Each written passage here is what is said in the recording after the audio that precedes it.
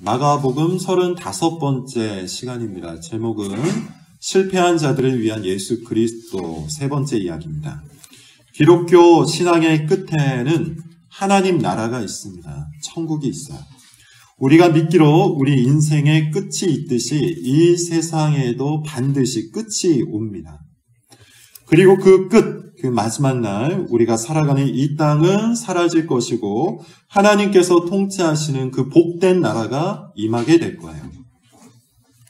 이것이 우리가 믿는 바입니다. 이것이 우리의 소망이에요. 예수님을 믿는 자들이 그 나라에 들어가서 영원토록 살게 될 겁니다.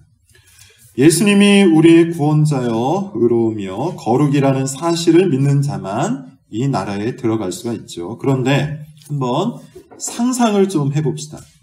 하나님 나라에 들어간 그 사람들 중에 하나님에 대해서 안심하지 못하는 사람이 있을 수 있을까요? 천국 시민인데 하나님에 대해서 불안하게 여기는 사람, 그런 사람들이 그 천국 시민으로 합당하냐고 물어보고 있는 겁니다. 하나님의 능력을 믿지 못합니다. 하나님의 사랑을 믿지 못합니다. 그래서 하나님 나라에서 살아가는 그 내내 영원토록 불안하게 살아가는 사람이 있다면 그 나라를 우리가 과연 소망할 필요가 있을까요? 걱정과 근심과 염려로 가득하고 탐욕과 정욕과 야망으로 가득해서 몸과 마음이 항상 긴장 상태이고 자기 삶을 자기가 통제하려고 바득바득 살아가는 그런 사람이 하나님 나라에 있을 수가 있겠냐는 겁니다. 만약에 그 나라가 그런 곳이라면, 만약에 그 나라에 그런 사람들이 가득하다면 우리가 그런 나라를 소망할 필요가 있을까요? 도대체 무엇 때문에 여기서 이토록 많은 것을 포기하고 우리가 교회를 다니고 있는 겁니까? 하나님 나라는 분명히 그런 곳이 아닐 거예요. 하나님 나라에서 우리는 하나님께서 정말 우리의 아버지가 되신다는 것을 분명하게 체험할 겁니다. 느낄 겁니다. 만날 겁니다. 마치 지금 여러분이 육체의 부모님을 만나보듯이, 육체의 부모님을 실제로 느끼듯이 하나님 아버지를 그와 같이 느끼게 될 거예요. 하나님의 돌보심을 매 순간마다 아주 구체적으로 체험하게 될 것이라는 겁니다. 말씀을 통해서 배우고 인생을 통해서 조금씩 알아가던 그 선하신 하나님, 그 하나님의 사랑과 통치를 정말 말 그대로 맛보아 아는 그런 순간을 하나님 나라에서는 매번 느끼게 된다는 것이죠. 아침부터 밤까지 하나님의 아버지 되심을 체험하는 나라, 조금의 의심도 없이 하나님의 선하신 통치를 받아 누리는 나라, 그 나라가 바로 우리가 소망하는 하나님 나라입니다. 그래서 정말 믿음이 있는 사람은 그 나라를 소망하고 갈망하게 되어 있는 겁니다. 우리의 믿음 없음과 이 세상의 불완전함에 지쳐서 속히 그 나라가 이 땅 가운데, 우리의 인생 가운데 찾아오기를 기대하고 바라게 된다는 것이죠. 그래서 신약 성경을 읽어보시면 신약의 모든 성도들이 이 신앙을 가지고 하늘을 바라보면서 이 땅을 살아갔어요. 요한계시록 마지막에는 뭐라고 이야기합니까? 마라나타, 주 예수여 속히 오시옵소서. 이렇게 고백을 하고 있죠. 엄밀히 말하자면 이와 같은 소망, 이와 같은 갈망이 없는 믿음은 기독교 신앙이 아니에요. 온전한 믿음이라고 말할 수가 없습니다. 하나님 나라를 소망하지 않는 기독교 신앙 있을 수가 없다는 거예요.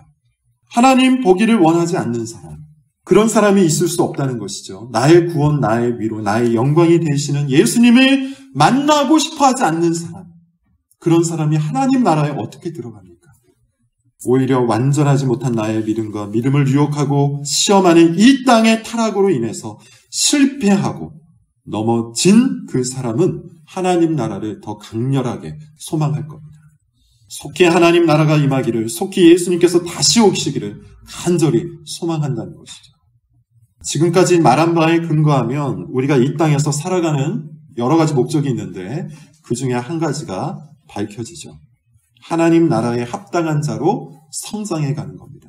그렇게 훈련되어 가는 것이죠. 염려와 걱정과 근심으로 가득하고 탐욕과 정욕과 야망으로 가득한 상태가 아니라 하나님의 사랑을 믿고 예수님의 능력을 믿고 그 안에서 안식을 누리는 상태로 우리의 마음과 몸이 변해가는 것, 성장해가는 것, 그것이 우리가 이 땅에 있는 이유예요. 그리고 하나님은 우리의 마음과 삶이 이렇게 변화되도록 열심히 지금도 일하시는 겁니다. 이것이 하나님의 우리를 향한 열심이에요. 우리가 정말 하나님을 믿는 상태로 변화되도록.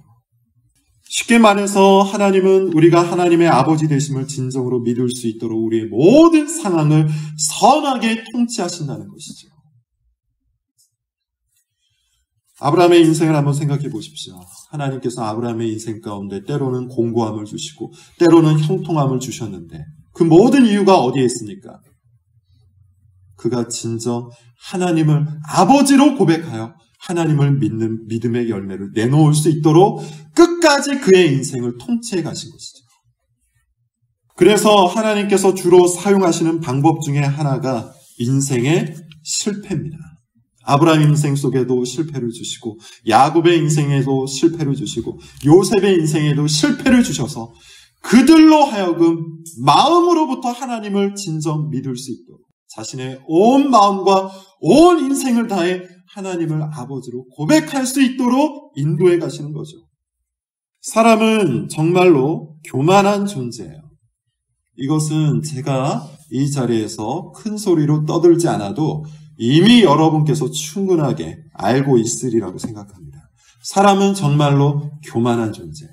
자그마한 성공 하나로도 마음이 한껏 높아지는 존재입니다.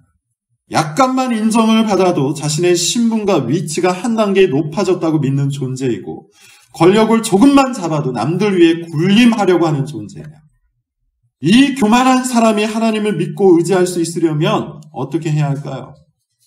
사람의 마음이 낮아져야만 합니다. 사람의 마음이 낮아지는 방식은 어떤 면에서는 굉장히 단순해요. 자기가 원하는 대로 무엇인가를 얻지 못할 때 사람의 마음이 낮아지죠. 하다못해서 우리가 감기에 걸리면 우리의 마음이 약해지잖아요. 하나님께서 사람을 그렇게 만들어 놓으셨습니다. 그러나 사람들은 교만한 마음이 낮아지는 그 상태, 그 상황이 너무나도 싫어서 어떻게 합니까? 어떻게 해서든지 실패하지 않으려고 발버둥을 치죠. 그런 의미에서 오늘날에는 경건을 실천하기가 더욱 어려운 시대가 된 것 같아요. 왜냐하면 지금 우리 사회는 실패하지 않기 위한 모든 보장책이 마련된 시대이기 때문이에요. 실패하지 않기 위한 각종 보험이 예비되어 있죠. 실패하지 않기 위한 온갖 대비책이 준비되어 있어요. 사실 돈만 있으면 아무것도 실패하지 않을 것처럼 모든 것이 준비되어 있다고 홍보하고 선전하는 시대가 우리가 살아가는 시대입니다. 그래서 사람들이 돈을 벌려고 그토록 길을 쓰는 것이죠. 실패하지 않으려고, 실패감을 느끼지 않으려고, 실패하여 마음이 낮아진 상태가 되지 않으려고 그토록 돈을 벌고자 길을 쓰는 겁니다. 돈만 있으면 마음이 낮아지는 상태가 발생하지 않기 때문이에요. 그런 의미에서 저는 우리 시대가 경건을 실천하기 정말 어려운 시대라고 보는 것이죠. 과거에는 어떻습니까? 병에 더 잘 걸렸어요. 더 배가 고팠습니다. 더 위험한 시대였고 더 아픈 시대였지만 동시에 그로 인해서 사람들이 항상 자기의 마음을 낮추고 하나님을 찾아갔죠. 몸이 아프면 하나님을 바라봤습니다. 병에 걸리면 주님을 찾아서 부르짖었습니다. 배가 고프면 주님 앞에 나와서 호소했습니다. 그러나 오늘날에는 이 모든 것들이 충족되는 시대, 특별히 돈을 통해서 충족되는 시대이기 때문에 사람들이 더욱더 하나님을 찾지 않는다는 것이죠. 실패를 통해 하나님 앞에 나아갈 수 있는 기회가 적어졌다는 겁니다. 게다가 젊은 사람들은 특히나 이 실패라는 부분에 있어서 더욱더 취약해요. 여러분과 같이 20대, 30대가 이런 부분에 있어서 훨씬 더 취약합니다. 실패하지 않으려고 길을 쓰는데 길을 쓸 수 있는 힘과 시간과 여력과 건강이 아직 많이 남아있기 때문이에요. 저 역시 젊은 시절을 통과해 본 사람이라 그때 그 상태가 어떤지 충분히 알죠. 내가 좀 더 힘을 쓰면 될 것 같고 내가 좀 더 준비하면 될 것 같고 내가 조금만 더 노력하면 모든 것이 될 것 같은 그런 느낌이 있는 시기입니다. 그래서 아무리 실패가 있어도 마음이 낮아지질 않아요. 오히려 실패 때문에 도끼를 품죠. 여러분, 지금 제가 한 말을 오해하지 마십시오. 사회 발전이 필요 없다거나 보험이 필요 없다거나 빨리 늙어야 한다는 그런 의미가 아닙니다. 저는 지금 사람의 마음, 사람의 본성에 대해서 이야기하고 있는 거예요. 왜 우리의 마음은 쉽게 좌절하지 않고, 왜 우리의 본성은 쉽게 낮아지지 않으며, 왜 우리는 쉽게 하나님을 찾지 않는 상태인지, 그것을 말하고 있는 겁니다. 왜 이 완고하고 교만한 우리의 마음 상태를 우리는 직시하지 않으려고 하는지, 그거를 지금 묻고 있는 것이죠. 낮아지기 싫어서 발버둥을 치는 우리의 교만한 상태가 지금 우리 현실 속에서 어떻게 드러나고 있는지 여러분 꼭 살펴보시기 바랍니다. 왜 그토록 실패를 싫어하는지, 왜 그토록 통제 불가능한 상황을 싫어하고 있는 것인지, 왜 그토록 실패를 통해서 마음이 낮아지는 것을 싫어하는지, 도대체 그 원인이 무엇인지 헤아려 보시기 바랍니다. 왜냐하면 인생의 실패는 하나님께서 사람의 마음을 낮추시는 귀한 수단이기 때문이에요. 하나님께 의지하도록 만드시는 하나님의 은혜의 섭리이기 때문입니다. 우리가 이 땅에 남아있는 중요한 목적 중에 하나가 뭐라고 했습니까? 하나님을 아버지로 믿는 상태로 변화되어서 하나님을 정말로 아버지로 체험하는 그 나라 가운데 들어가기 위해서라고 했죠. 하나님은 우리의 상태를 그렇게 만들어 가시고자 우리 인생을 열심히 인도해 가세요. 아까도 말씀을 드린 것처럼 때로는 공고함으로, 때로는 형통함으로, 때로는 아픔으로, 때로는 즐거움으로 우리의 상황을 하나님의 선하신 통제 가운데 몰아넣으시는 것이죠. 이유는 딱 한 가지입니다. 하나님을 정말로 아버지로 만날 수 있도록 하시기 위해서예요. 예수님을 정말로 나의 구원, 나의 위로로 만날 수 있도록 하시기 위해서예요. 때로는 어린 아이처럼 우리에게 상을 주시기도 하고, 때로는 우리 가운데 공고한 골짜기를 주셔서 늘 주님을 바라보도록 인도해 주신다는 겁니다. 실패 속에서 살아계신 하나님을 만나시기를 바랍니다. 실패 속에서 우리를 진정으로 도와주시는 하나님 아버지를 만나시기를 바랍니다. 우리가 원치 않는 일들이 발생할 수도 있고, 우리가 그토록 멀리하고 싶은 일들이 생겨날 수도 있지만, 이 모든 것은 하나님께서 우리를 하나님을 진정으로 믿고 하나님의 복과 유익을 누릴 수 있도록 목적하고 계십니다. 그러므로 여러분, 우리는 실패를 즐거워할 필요가 있어요. 자, 오늘 말씀을 한번 보면서 이 주제를 계속해서 살피겠습니다. 35절을 볼까요? 35절입니다. 시작. 아직 예수께서 말씀하실 때 회당장에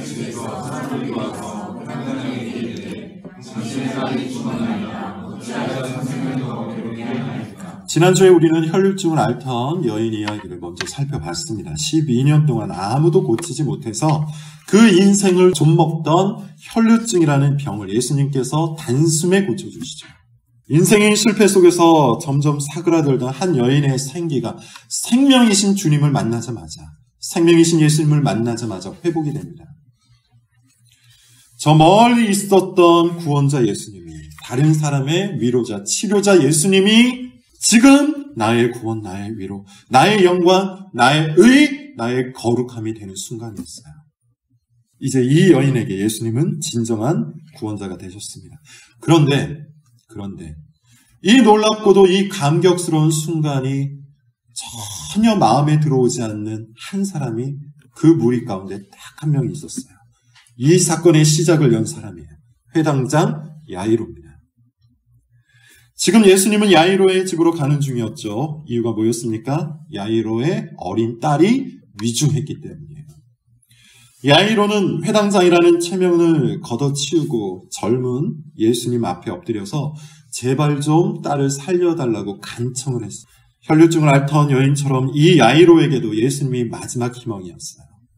누구도 고치지 못하고 누구도 회복시키지 못한 사랑하는 어린 딸, 그녀의 생명을 살릴 수 있는 유일한 기회, 유일한 방법, 유일한 의사, 예수 그리스도밖에 없었습니다. 그러니 마음이 얼마나 다급했겠습니까? 마음 같아서는 예수님을 업고서라도 뛰어가고 싶었을 거예요. 그런데 이게 웬일입니까? 1분 1초가 급한데 예수님이 가던 길을 멈추셨어요. 그리고 이상한 말씀을 하세요. 들어보니 어이가 없어요. 누가 자기를 만졌다는 겁니다. 수많은 사람들이 있어서 밀치고 만지고 하는데 왜 이런 말씀을 하려고 멈췄는지 야이로는 이해할 수가 없었습니다. 그런데 갑자기 한 여인이 와서 엎드립니다. 그리고는 자기의 병력과 자기의 인생과 예수님의 옷에 손을 대자 일어난 일을 쭉 이야기하는 거예요. 1분 1초가 급한데 그 이야기를 하느라 시간을 잡아먹고 있는 겁니다. 주변에서 사람들은 소리를 지르고 환호성을 지르며 흥미롭게 이 이야기를 듣고 있어요.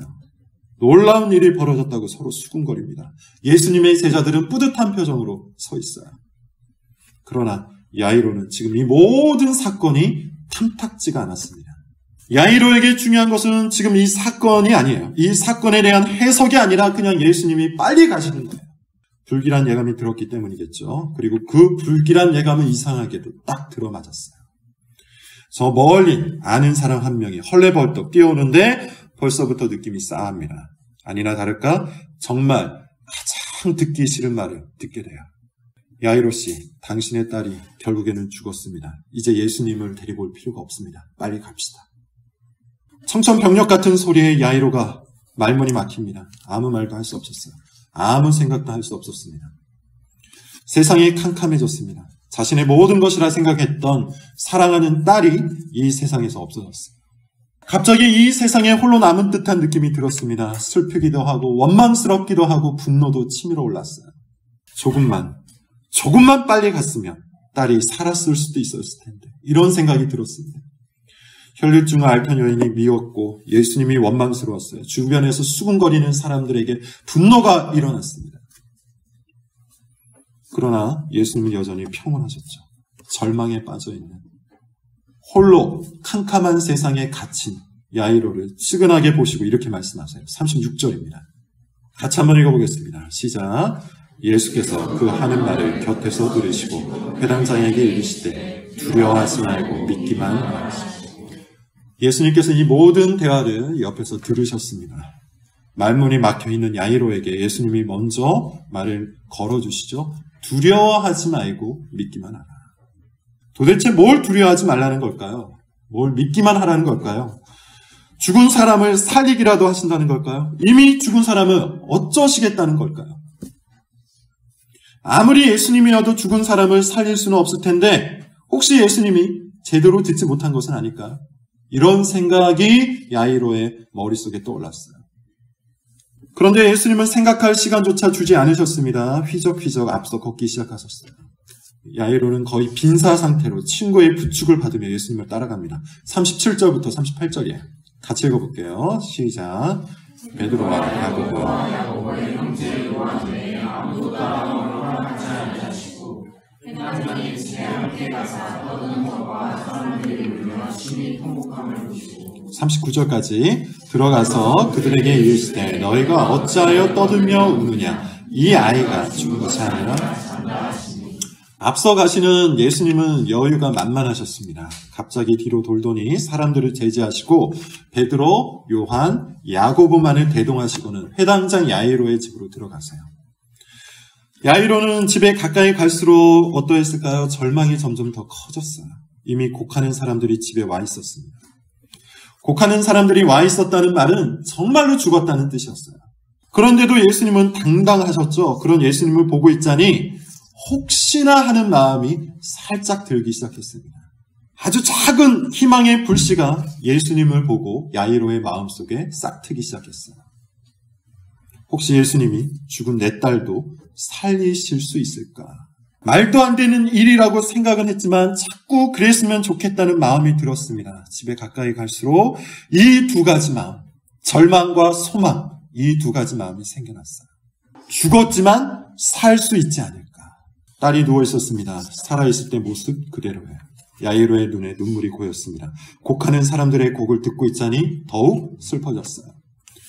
울음이 저절로 터져 나왔습니다. 딸을 붙들고 통곡을 하기 시작합니다. 슬픔과 절망, 실패감만이 그 자리를 지배하는 듯했죠. 한참을 울고 있는데 누가 옆에 와서 서는 것이 느껴졌어요. 예수님입니다. 그런데 무엇인가가 달라졌습니다. 지금 이 자리에는 슬픔과 절망과 실패만이 가득했었는데 이상하게 예수님이 있는 자리에는 빛이 나는 것 같았어요. 무채색으로 가득한 화면에 예수님만 칼라인 것처럼 느껴진 거예요. 야이로의 마음에 희망이 다시 피어오릅니다. 혹시 예수님이 내 딸을 살리실 수도 있지 않을까. 이렇게 생각하는 순간 예수님께 정말 듣고 싶은 말씀을 듣게 돼요. 이 아이는 죽은 것이 아니라 자는 것이다. 자, 40절부터 41절입니다. 시작. 그들이 비웃더라. 하늘에 보내신 후에 아이의 부모와 또 자기와 함께한 자들을 데리시고 아이 있는 곳에 들어가사 그 아이의 손을 잡고 이르시되 달리다금 하시니 번역하면 곡을 하던 사람들이 조롱을 하죠. 당연합니다. 이 사람들은 곡을 전문으로 하던 사람들이에요. 당시에는 곡소리가 클수록 그 집안의 위세를 보여주는 것이었기 때문에 돈을 주고 곡하는 사람들을 고용했습니다. 그러니 여러분, 이 사람들이 얼마나 죽은 사람들을 많이 받겠습니까? 이 사람들에게 죽은 그 딸은 이미 모든 생명이 끝난 완전히 죽은 시체에 불과했어요. 자신들의 경험에 의하면 이것에서 벗어난 일은 한 번도 일어난 적이 없었습니다. 회당장 역시 그랬어요. 그 누가 죽은 사람을 잔다고 부르겠습니까? 죽은 사람은 죽은 거예요. 이제 땅에 들어가 흙이 될 뿐이에요. 그것이 당연한 겁니다. 그럼에도 불구하고 회당장 마음에는 자그마한 빛이 있었어요. 예수님에 대한 믿음이에요. 이 상황에서 믿을 수 있는 분, 예수 그리스도밖에 없기에 완전하고 굳건한 믿음은 아니었지만 혹시나 하는 수준의 믿음에 불과했지만 그럼에도 불구하고 야이로의 눈에는 예수 그리스도밖에 없었습니다. 예수님만 바라볼 수밖에 없었습니다. 예수님은 여전히 당당하고 여유가 있었어요. 그야말로 믿음직스러웠습니다. 예수님이 제자 셋과 아이의 부모만을 데리고 아이가 있는 곳으로 가요. 그리고 말씀하세요. 달리라고. 당시 이스라엘에서 많이 사용되던 언어인데요. 아람어입니다. 번역하면 이렇다고 하죠. 소녀야, 내가 내게 이르노니 일어나 걸으라.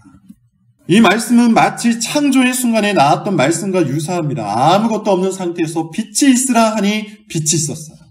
마치 그런 것처럼 죽음의 상태에서 일어나라 하시니 생명이 들어가는 거예요. 간단한 말이었지만 그 말을 하는 사람의 능력에 따라 달라지는 말이었습니다. 예수님께서 이 말씀을 하시자 즉각 소녀가 일어납니다. 42절부터 43절입니다. 같이 한번 읽어볼게요. 자, 시작. 소녀가 곧 일어나서 걸으니 나이가 12살. 사람들이 곧 크게 놀라니 예수께서 이 일을 아무도 알지 못하게 하라고 그들은 많이 경계하시고 이에 소녀에게 먹을 것을 주라. 12살이 된 이 소녀가 일어납니다. 살아난 것이죠. 죽은 시체였는데 이제 생기가 가득한 소녀로서 살아난 거예요. 야이로와 그의 아내는 기쁨과 환희 속에서 눈물이 범벅이 되었습니다. 다른 사람들도 크게 놀랐어요. 사실 말도 안 되는 일이 벌어진 겁니다. 예수님은 이것을 소문내지 말라고 하시는데 아직 예수님께서 예루살렘의 주목을 받을 때가 되지 않았기 때문이겠죠. 먹을 것을 주라 하시면서 이 사건이 끝납니다. 자, 여러분, 이 간단하고 유명한 사건 앞에서 여러분은 어떤 마음이 드십니까? 나와 전혀 상관이 없는 저 먼 나라, 저 먼 옛날에 벌어진 사건에 불과합니까? 아니면 그냥 신화적인 이야기라, 있을 수 없는 이야기를 성경이 기록해 놓은 단지 우리에게 어떤 교훈을 주기 위한 그런 이야기라고 생각하십니까? 만약에 여러분 중에 누군가가 이 두 가지 생각으로 오늘 이야기를 들었다면 여러분의 믿음에는 치명적인 문제가 있는 겁니다. 예수님의 구원과 능력이 지금 나와 아무런 상관이 없다고 생각하는 것이고 그것은 기독교 신앙의 뿌리 자체가 없는 거예요. 믿음이 없는 거예요. 열매나 잎사귀가 없는 수준이 아니라 그 근거 자체, 그 토대 자체가 없는 거예요. 우리는 성경 속에 기록된 예수님이 지금도 나의 예수님이요, 지금도 나를 위해 구원을 주시는 예수님이요, 지금도 나를 위해 기꺼이 그 능력을 행사하시는 예수님이라고 믿는 겁니다. 그것이 그리스도인입니다. 그것이 기독교입니다. 이것이 기독교 신앙의 뿌리예요. 회당장이라는 인물은 어떤 사람일까요? 회당장은 말 그대로 회당의 장이에요. 회당은 한 마을의 중심에 있는 유대인들의 마을 회관이요, 동시에 지역교회였습니다. 그런 기능을 가지고 있었어요. 그곳의 장은 그런 의미에서 아무나 되는 것이 아니었겠죠. 부가 있어야 되고 명예가 있어야 되고 권력이 있어야 돼요. 그러므로 회당장 야이로는 아마도 모든 것이 충분하게 있었던 사람이었을 겁니다. 평생 동안 한 번도 실패한 경험이 없는 사람이었을 거예요. 율법을 많이 알았을 것이고 마을의 신망도 얻었을 것이고 분명히 돈도 충분히 있었을 거예요. 한 번도 마음이 낮아져 본 적이 없었다는 것이죠. 그런 그에게 딸은 선물이었습니다. 눈에 넣어도 아프지 않을 그런 딸이었고 기쁨이요 사랑이었을 거예요. 그런데 한 번도 실패 없이 당당하게 살아온 야이로의 인생, 실패하지 않으려고 기를 쓰고 애를 쓰고 살아왔던 야이로의 인생, 가장 닥치지 않았으면 했던 일이 생겨난 겁니다. 딸이 죽었어요. 야이로의 인생 전체와 바꾸자고 해도 바꾸고 싶지 않은 그 딸이 죽기 직전까지 몰렸고 결국에는 죽은 거예요. 야이로의 삶에 드디어 인생 최악의 실패가 몰려왔습니다. 이제 야이로는 마음을 높일 겨를이 없었어요. 당당함을 유지할 근거가 없어졌어요. 체면이고 뭐고 차릴 마음도 사라졌습니다. 누구든지 딸을 고쳐줄 수 있다면, 누구든지 딸을 살려줄 수 있다면 그 사람의 옷자락이라도 붙들고 싶은 심정이었습니다. 인생 최악의 실패가 야이로의 마음을 철저하게 낮춘 것이죠. 드디어 야이로의 마음이 가난해진 거예요. 상하고 통해하는 심령이 된 거예요. 교만이 꺾인 겁니다. 거만한 태도가 사라진 겁니다. 자기 인생의 통제권이 자기에게 없다는 사실을 드디어 깨달은 겁니다. 그런데 중간에 혈류증을 앓던 여인 때문에 지체되면서 위중했던 딸이 죽어요. 바닥인 줄 알았는데 더 바닥까지 떨어진 거예요. 실패인 줄 알았는데 더 커다란 실패를 맛본 겁니다. 세상이 끝나버렸어요. 그러나 바로 그 순간, 가장 밑바닥에 떨어진 그 순간 진정한 구원자를 만나죠. 병을 고치는 예수님이 아니라 생명을 주시는 예수님을 야이로가 만나게 된 거예요.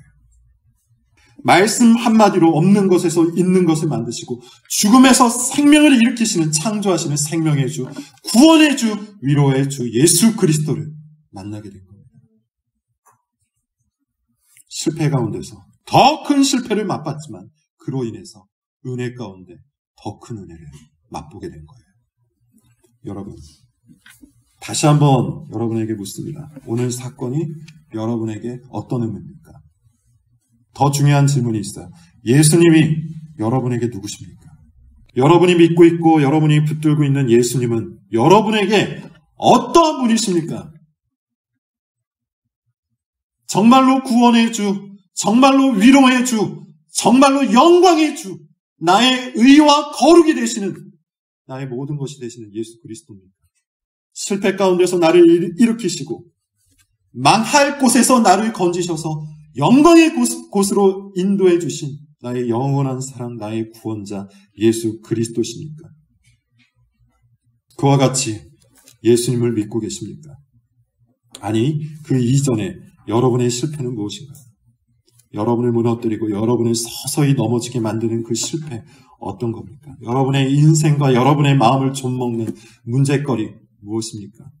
아직도 그것이 없다고 생각하여 실패하지 않으려고 기를 쓰고 끝까지 발버둥을 치며 살고 계십니까? 아니면 자기 인생의 공허와 자기 인생의 실패와 죄악을 인정하고 구원자이신 그리스도를 바라보고 계십니까? 여러분은 지금 혈류병을 앓던 여인입니까? 야이로입니까? 아니면 예수님과 가장 가까이에 있었지만 아무도 예수님을 구원자로 바라보지 않았던 그 무리와 같은 사람들입니까? 지금 여러분에게 예수님은 어떤 분입니까?